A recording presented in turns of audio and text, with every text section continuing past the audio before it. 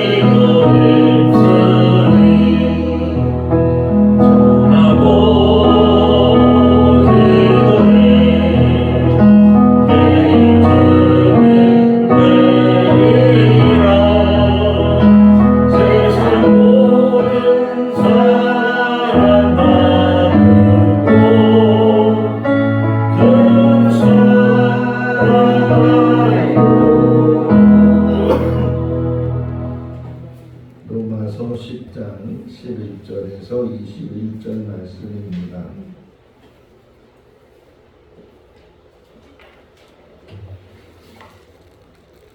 로마서 10장 11절에서 21절 말씀. 성경에 이르되 누구든지 그를 믿는 자는 부끄러움을 당하지 아니하리라 하니 유대인이나 헬라인이나 차별이 없습니다. 한국이신 주께서 모든 사람의 주가 되사 그를 부르는 모든 사람에게 부여하시도다. 누구든지 주의 이름을 부르는 자는 구원을 받으리라. 그런즉 그들이 믿지 아니하는 일을 어찌 부르리요? 듣지 아니하는 일을 어찌 믿으리요? 전파하는 자가 없이 어찌 들으리요? 보내심을 받지 아니하였으면 어찌 전파하리요? 기록된 바 아름답도다 좋은 소식을 전하는 자들의 발이함과 같으니라. 그러나 그들이 다 복음을 순종하지 아니하였도다. 이사야가 이르되 주여 우리가 전한 것을 누가 믿었나이까 하였으니 그러므로 믿음은 들음에서 나며 들음은 그리스도의 말씀으로 말미암느니라. 그러나 내가 말하노니 그들이 듣지 아니하였느냐. 그렇지 아니하니 그 소리가 온 땅에 퍼졌고 그 말씀이 땅 끝까지 이르렀도다 하였느니라. 그러나 내가 말하노니 이스라엘이 알지 못하였느냐. 먼저 모세가 이르되 내가 백성 아닌 자로서 너희를 쉬게 하게 하며 미련한 백성으로서 너희를 노엽게 하리라 하였고, 이사야는 매우 담대하여 내가 나를 찾지 아니한 자들에게 찾은 바 되고 내게 묻지 아니한 자들에게 나타났구나 말하고 같이요 이스라엘에 대하여 이르되 순종하지 아니하고 거슬러 말하는 백성에게 내가 종일 내 손을 올렸노라 하였느니라. 아멘. 할렐루야. 어제 무rum 목사님 서울에 올라가서 이제 몽골 목회자 컨퍼런스에 참여를 하게 돼서 모셔다 드렸는데 가보니까 많은 분들 명단이 거기에 있었어요. 몽골 선교가 이게 오래되지 않았는데 그럼에도 불구하고 많은 몽골 사람들이 하나님을 만나서 예수를 믿고 또 그 가운데 또 목회자가 돼서 몽골 안에서도 목회를 하고 또 한국에 나와서도 목회를 하신 분들, 무릉 목사님 같은 경우는 체코에 가서 선교사로 또 이렇게 목회를 하고 있는 것을 보면서 참 귀하다. 선교사의 열매가 이런 것이 아닌가 그런 생각이 들었고, 제가 몽골에 있을 때 몽골말을 잘하는 선교사님 한 분이 계셨는데 그분은 겨울이 되면 몽골에 보면 북쪽으로 흡수골이라는 아주 큰 호수가 있어요. 몽골에서 제일 큰 호수인데 그 겨울이 되면 그 호수가 얼어서 그래서 자동차가 다니 그 호수 위로, 그러니까 여름에는 돌아가 길도 안 좋고 그러기 때문에 자동차들이 다니기도 어렵고, 그런데 겨울에는 호수로 자동차들이 다니니까 빨리 갈 수 있고 잘 갈 수 있고. 자, 그런데 그 흡수골 지역에 몽골이란 나라가 남한의 14배 정도 되고 또 단일 민족이 아니고 다민족이에요. 물론 몽골 민족이 가장 많고 그 다음에 소수 민족들도 거기 있는데, 특별히 흡수골 쪽에 그 북쪽에 여러분 그 산타가 끌고 다니는 그게 뭐예요? 술록이죠. 뭘 이렇게 달려가지고서 그 술록을 키우면서 사는 그런 소수 민족이 거기 살아요. 대략 그때 들었던 인원이 1000명도 안 된다는 게. 그러니까 한 민족인데 그 한 민족의 숫자가 1000명도 안 되는. 또 거기 뭐 선교사님들이 가기도 불편하고 나쁘고 그러니까 이 복음을 잘 못 전하는 상황에서 그 선교사님은 그래도 오랫동안 몽골에 있었고 또 울란바토르 안에는 선교사님들도 많고 그러니까 외지 같은 데 가서 그래서 소수 민족에게 복음을 전하는, 뭐 한 번, 두 번 갔다고 해서 그냥 그 사람들이 금방 복음을 받아들이거나 그러지 않지만 꾸준하게 이제 그들을 만나서 복음을 전하는 그런 일들을 하고 있어요. 오늘 말씀을 묵상하면서 또 한 나라가 생각이 났는데, 동티모르라고 해서 뭐 들어본 분도 계시겠지만 작은 섬이에요. 근데 동티모르 하면은 이 서티모르도 있거든요. 작은 섬이 갈라져 가지고서, 근데 갈라진 이유도 예전에 그 식민지 막 삼잖아요. 그래서 동티모르는 포르투갈이 식민지 삼고 서티모르는 네덜란드가 식민지를 삼았었는데, 그런데 이제 그 포르투갈이나 네덜란드는 다 철수를 하게 되고 서티모르는 인도네시아가 합병을 시켜버렸고, 동티모르도 인도네시아가 강제적으로 합병을 했는데, 그럼에도 불구하고 동티모르는 계속 독립운동을 해서 결국은 2002년도에 독립이 됐어요. 유엔에 의해서 독립국가로 인정을 받았는데, 계속 인도네시아의 핍박, 포르투갈의 핍박, 포르투갈은 수백 년 동안 그 나라를 식민지로 삼았기 때문에, 제가 오늘도 지도를 찾아서 또 인터넷 확인을 해보니까 정말 최빈민국이 하나일 정도로, 그리고 태어나서 의료도 잘 안 돼 있으니까 금방 세상을 떠난 아이들도 많고, 이제 그런 나라이기도. 또 몇 년 전에 들은 얘기로는 그 나라 언어가 없으니까 계속 포르투갈어를 쓰고, 또 인도네시아 강제 합병됐을 때는 인도네시아어를 배우고 쓰고, 이제 그런데 자체적으로 언어는 있는데 그걸 잘 못 썼지만 그 언어를 다시금 찾으려고 하는데 알파벳이 없잖아요. 그래서 그 알파벳을 우리 한글에서 따와야 되겠다, 뭐 그런 이야기까지 제가 듣는 기억이 나는데, 어쨌든 그렇게 빈민국이고 이제 갓 독립을 해서 자체 국가를 이루고 있는데, 그런 나라에 가서 우리가 복음에 대한 열정을 가지고 전해야 되는데 무관심한 거예요. 그냥 우리가 잘 믿으면 되지라고 혹이나 생각한다면, 오늘 하나님께서 오늘 주시는 말씀은 찾아가서 아름답다, 그 좋은 소식을 전하는 발이여, 이렇게 말씀하고 있는 것처럼, 교회가 존재하는 목적이 뭐냐, 또 교회 안에 있는 성도들이 왜 아직도 이 땅에 살면서 신앙생활을 하고 있느냐. 예수님께서 십자가에 죽으시고 또 부활하시고 승천하시기 전에, 특별히 마태복음 28장 19절 20절 말씀에 보니까 모든 민족에게 가서 복음을 전하고 세례를 주고 내가 너에게 분부하는 것을 가르쳐 지키게 하라. 세상 끝날 때까지 내가 너희와 함께 하겠다. 이렇게, 이게 마지막 주님이 승천하시기 전에 준 제자들, 또 우리 성도들에게 주신 사명이에요. 사명. 오늘 찬송가 가사 중에 505장 3절 말씀에 보게 되면, 멀리 가서 복음을 전하지 못한다 할지라도, 또 한편으로는 흔히 선교사를 둘로 나누죠. 가는 선교사와 보내는 선교사. 그러니까 우리들도 다 선교사인데 보내는 선교사의 사명을 가지고 지금 살고 있다. 청주에 가면 중부 명성교회가 있는데, 아예 그 교회는 개척하면서, 교회를 시작하면서 그 송석홍 목사님 이제 은퇴하셨지만 그 목사님이 우리 교회는 선교하는 교회다.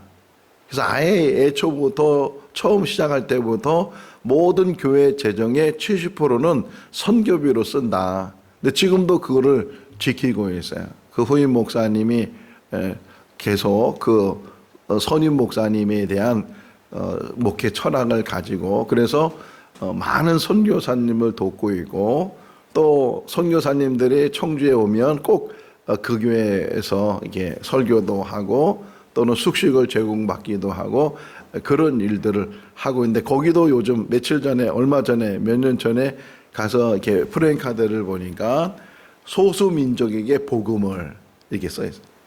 그러니까 지금 관심이 어디에 있어야 되느냐, 모든 민족이니까 아직도 그 민족 중에 복음을 듣지 않은 그런 민족이 있다면 그 민족을 향해서 복음을 전하는 일. 우리 여기 한번 15절 말씀 같이 읽어볼까요? 보내심을 받지 아니하였으면 어찌 전파하리요? 좋은 소식을 전하는 자들의 발이여 한가 같으니라. 이렇게. 누가복음 2장을 보면 예수님께서 태어나실 때, 그때 목자들에게 천사가 나타났잖아요. 천사가 나서 큰 기쁨의 좋은 소식을 너에게 전한다. 또 우리 찬송가 보면은 이 복음 전하는 게 어떤 일이냐, 천사들도 흠모하는 일이다. 이렇게 가사가 되어 있는 것처럼, 정말 우리가 이 땅에 살면서 사명자의 삶이 뭐냐, 복음을 전하는 일에 사는 삶이다. 어제 어느 분 만나서 대화 나누면서 그분이 그런 말을 해요. 나는 말주변이 없지만 사람을 만나면 예수 믿으라는 얘기를 한다는 게 복음을 전하는 뭐 꼭 성경 지식이 많아서 뭐 전도 훈련을 받아서 그래서 복음을 전하는 게 아니고 혹 그러면 좋겠지만 그렇지 않는다 할지라도 그냥 툭 던지는 말이에요. 툭 던지는 말로 예수 믿으세요. 천국 가세요. 예수님이 우리 죄 때문에 십자가에서 죽으셨어요. 예수님만 믿으면 죄의 문제가 해결이 되고 심지어는 죽음의 문제도 해결이 돼서 우리는 천국에 가게 되고 영원한 하나님 나라에서 우리가 살게 됩니다. 이 복음을 우리가 전하는 그런 사명이 우리에게 있다. 오늘 11절부터 읽었는데 10절 말씀 어제 새벽에 읽은 것처럼 마음으로 믿어 의에 이르고 입으로 시인하여 구원에 이른다. 의와 구원이 같이 붙어 있는데 그 9절에서는 또 거꾸로 얘기했잖아요. 거꾸로 얘기했지만 어쨌든 그 하나님께서 의롭다 인쳐주시고 그 의롭다 인쳐주신 결과가 뭐냐?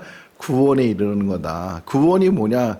어떤 목사님 설명이 구원이라는 것은 뭐 죄에서부터 물론 죄에서부터 죽음에서부터 건져내는 게 구원이지만 구원의 그 의미 속에 하나 들어가 있는 게 뭐냐? 구원의 목적이 있다는 거예요. 그러니까 우리가 구원 받았는데 그냥 구원 받은 것으로 끝나는 것이 아니고 그래서 사도 바울이 로마서를 쓰면서 제일 먼저 1장에서 제일 먼저 쓴 게 뭐냐면 나는 빚진 자다 이렇게 얘기하잖아요. 복음의 빚진 자다. 그래서 로마에 가서 복음을 전해주고 싶고 내가 정말 깨닫고 내가 그 기쁨을 맛봤는데 그 맛본 기쁨을 당신들에게도 전해주고 싶다. 이렇게 그 열정을 가지고 사도 바울이 선교 여행을 하고 심지어는 로마에 붙들려 가서 거기서도 복음을 전하다가 이제 순교를 하게 되는데 한 번 사는 인생이잖아요.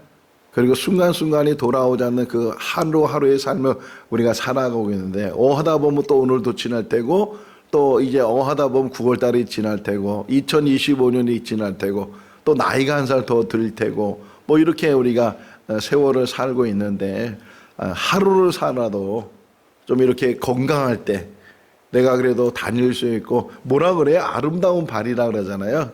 걷고 싶어도 걷지 못하는 나이가 되고 그런 나이가 되기 전에 내가 할 수 있는 일이 뭐냐? 복음을 위해서 걷는 거. 물론 건강을 위해서 요즘 많이 걸어 다니잖아요. 저한테도 좀 뱃살을 빼려면 걸어야 된다고 그러는데 물론 자기 건강을 위해서 걷는 것도 참 중요한 일이겠지만 그 걷는 그 목적이 내가 복음을 위해서 걷는다면 뭐 진천을 걷든 아니면 이 충북을 걷든 대한민국을 걷든 아니면 세계를 걷든 그 어디를 걷든 내 발이 하나님 보시되 정말 아름다운 발이 돼서 그래서 복음을 전하는 좋은 소식이라는데 좋은 소식을 전하는 그런 발이 얼마나 아름다운가 하는 것을 이야기를 해주고 있고 12절 13절 말씀을 보게 되면 누구든지라는 말 강조해요.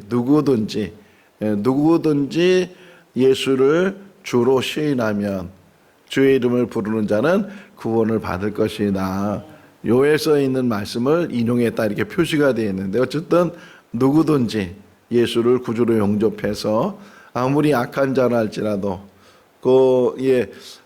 교도소에서 복음을 전하는 목사님들도 계셔요. 특별히 이게 사형수들 사람을 죽이거나 뭐 이런 악한 일을 해서 교도소에 들어간 전혀 그냥 마음이 굳어져 있는 사람이고 세상을 포기한 사람들이고 증오가 가득 찬 사람들이고 이제 이런 사람들 마음이 금방 열려지진 않지만 계속 꾸준히 사식을 넣어주고 그리고 계속 상담을 하고 뭐 무슨 말을 하든 뭐 욕을 하든 뭐를 하든 계속 들어주고 만나주고 그리고 이제 대부분 독방에 들어가 있거든요. 사형수들은 너무 악하고 그러니까 그 독방 안에다가 성경책을 이렇게 밀어주는 거예요. 성경책을 쭉 밀어주면 독방에서 뭐 할 일이 있겠어요? 사람하고 대화도 못하고 그러다 보니까 이제 어느 날 성경책이 눈에 있으니까 처음에는 뭐 처음부터 이렇게 정독하는 게 아니고 그냥 이렇게 뒤적뒤적 하면서 보다가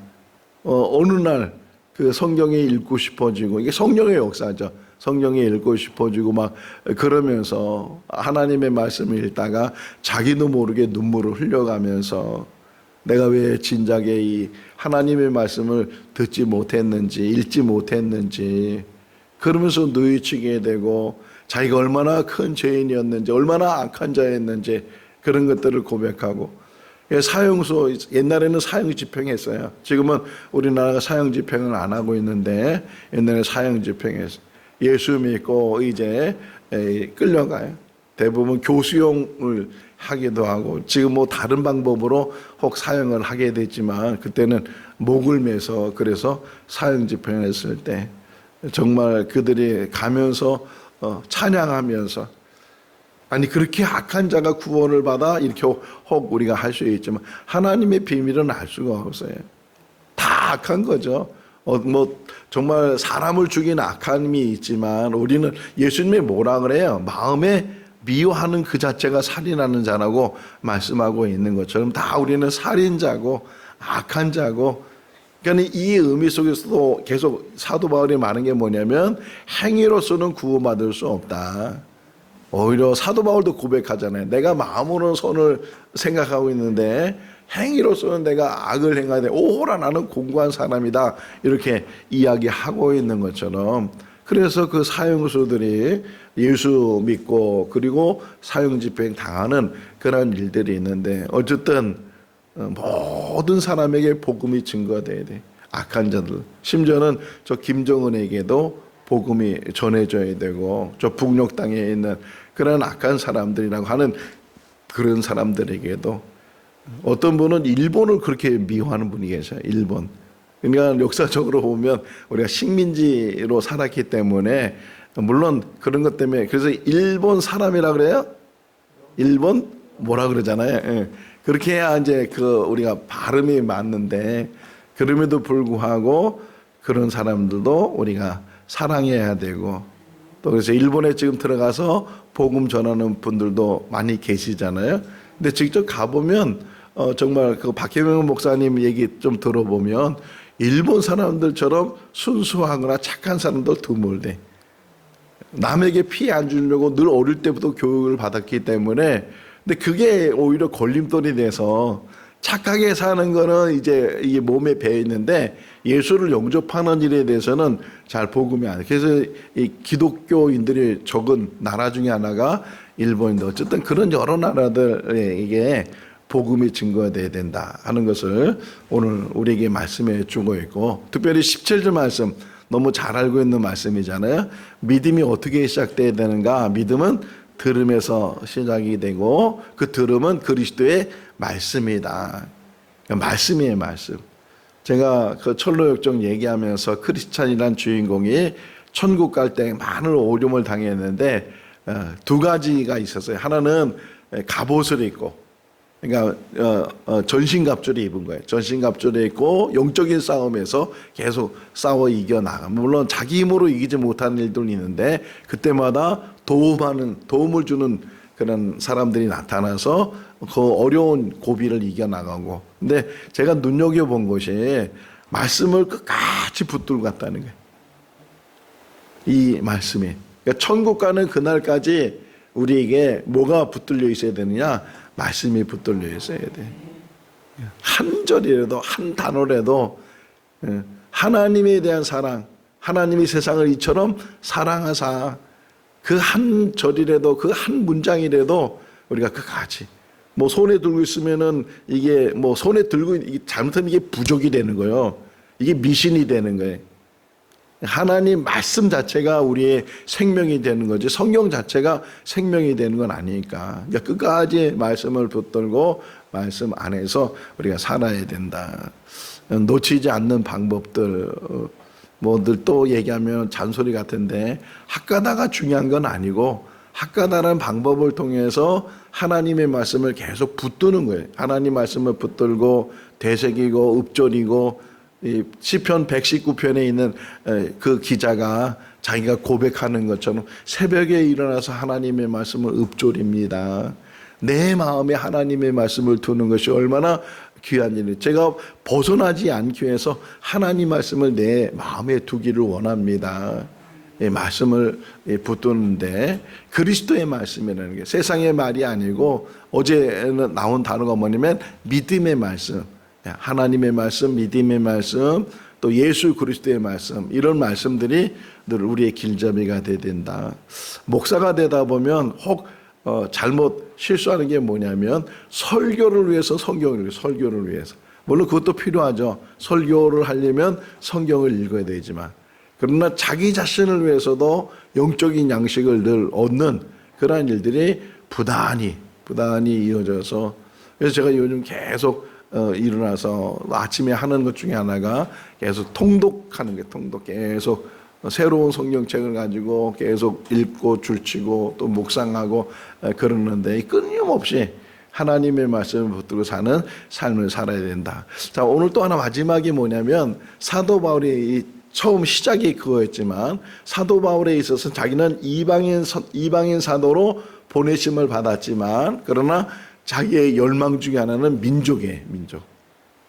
참 이 귀하잖아요. 이게 좀 축소되면 뭐냐면 가족이에요. 가족.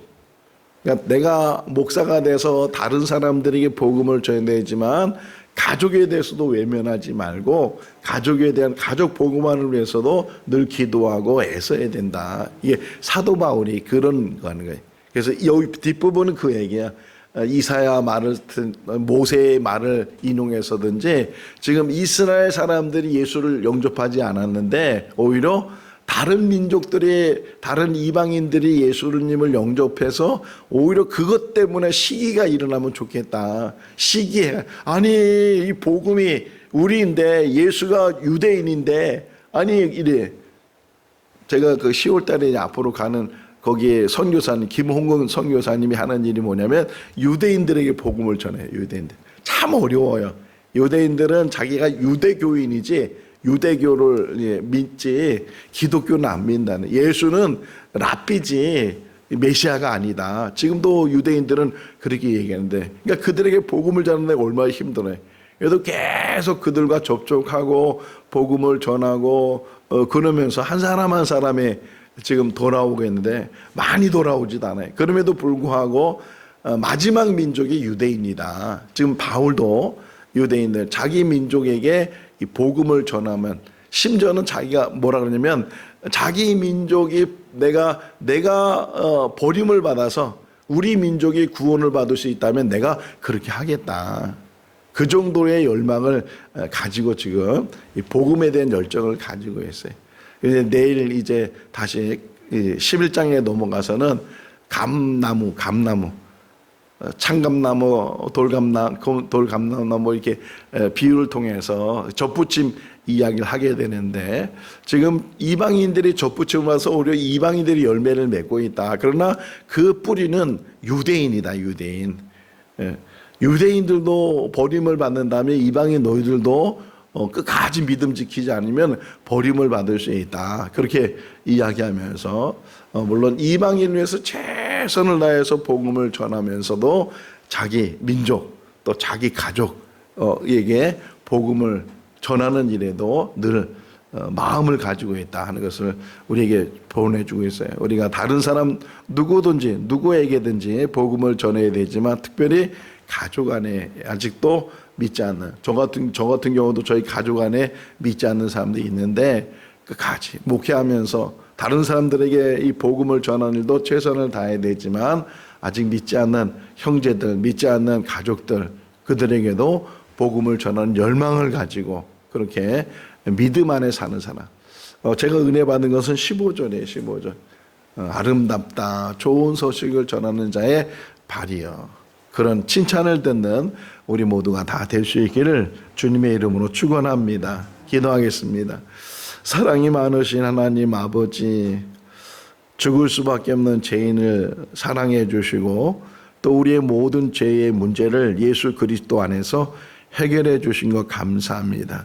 이제 믿기만 하면 또 예수 그리스도를 구주로 영접하기만 하면 우리는 거듭나는 사람이 되고 죄와 사망에서부터 해방되는 사람이 되는 줄로 믿습니다. 온전한 믿음을 저희들 깨닫게 하시고 또 가질 수 있도록 은혜 베풀어 주시고 이 땅에 살지만 천국 백성으로 살게 하여 주시옵소서. 또 우리에게 주신 귀한 사명 정말 아름다운 발이 되게 하시고 좋은 소식을 전하는 발이 되게 하여 주셔서 멀리 가서 복음을 전하지 못한다 할지라도 있는 처소에서 만나는 모든 사람들에게 복음을 전하는 일에 게으르지 않도록 도와주시고 열매는 하나님께서 맺으신 줄로 믿습니다.